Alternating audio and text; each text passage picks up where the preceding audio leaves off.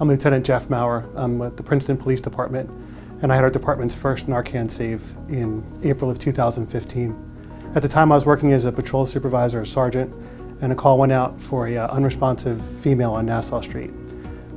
We responded, and I found a 22-year-old girl lying on a bench on Nassau Street, which, if you're familiar with Princeton, is the main drag in town with all the shops and stores. It was a beautiful sunny day, 11 o'clock in the morning. Nassau Street was packed. It was the last place as a police officer that you'd want to use Narcan for the first time.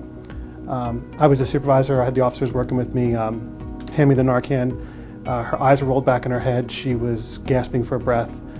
She was very pale. And I deployed one dose of Narcan, and there was no noticeable result. So we started putting oxygen on her, and I was praying for the first aid squad to get there. We got a second dose of Narcan from the first aid squad as they pulled up, and I administered that as well. I believe at the time the squad hadn't given Narcan to anybody, so because I'd done the first dose, they gave me the second dose to give her. Shortly after the second dose was administered, she did start to breathe more normally at a more normal pace. Her eyes became more fixed, and she came around. And it was one of the greatest experiences to have that happen. We had a large crowd standing around us on Nassau Street. It was lunchtime, so to have her come around was a huge relief. The boyfriend at the time who she was shooting heroin with, they shot heroin above the Starbucks on Nassau Street. She was unconscious. He dragged her downstairs and basically threw her on the bench and called 911. So the whole time we were trying to revive her, he kept screaming, she's dying, do something. That was my only deployment. I know the department on a routine basis deploys Narcan. We have Princeton House, which is a behavioral health and a treatment center in our town. And what we find is a lot of people will come to Princeton House intending to check themselves in, and we'll kind of do one last hurrah before going into rehab. So we've had occasion to use it in the parking lot, and we have some folks coming into town for that.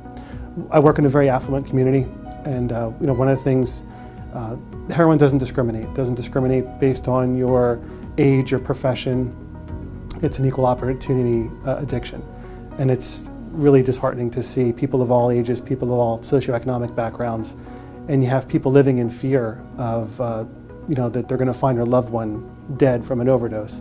We find, and then the flip side for us is the people that are the victims of the drug further are the residents in our town whose cars are broken into, the merchants who experience shoplifting incidents where people come in stealing basically everything to help fuel their opiate addiction. And you have parents and family members living with deadbolts on their doors, deadbolts on their bedroom doors because their loved ones are actually stealing from them to help fuel their opiate addiction. So it truly is an incredibly victimizing addiction.